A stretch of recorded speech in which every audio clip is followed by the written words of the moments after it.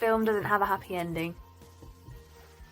My name's Corrie, I'm a school teacher and chaplain, and I'm here to talk to you today about bothering with Easter, why should we, and specifically when it comes to the subject of death.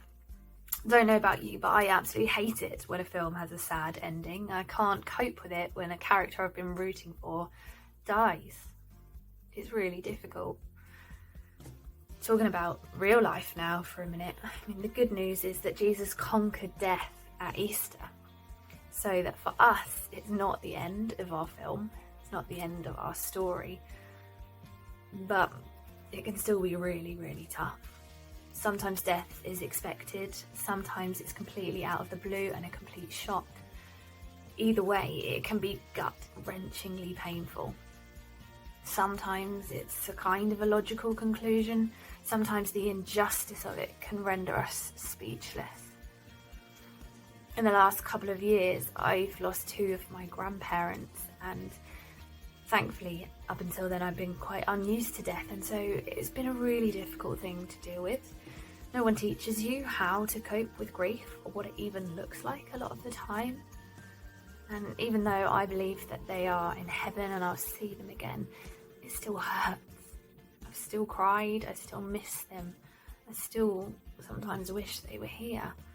Death hurts. Grief really hurts. There's no getting away from that sometimes. The Bible promises us that God is close to the brokenhearted. Blessed are those who mourn, for they will be comforted. And I hope maybe if that's you, that you can find a little bit of comfort in this today. That death is not the end. It's not the end of our story, our film. There's a sequel, to be continued. Even though it can really hurt at the moment, there is hope. In my Father's house, we'll all be together again. I do believe that, and so that's why we bother with Easter, because it gives us hope in the heartache, in the tears, in the times where we just don't know what is going on. Why did it have to be this way?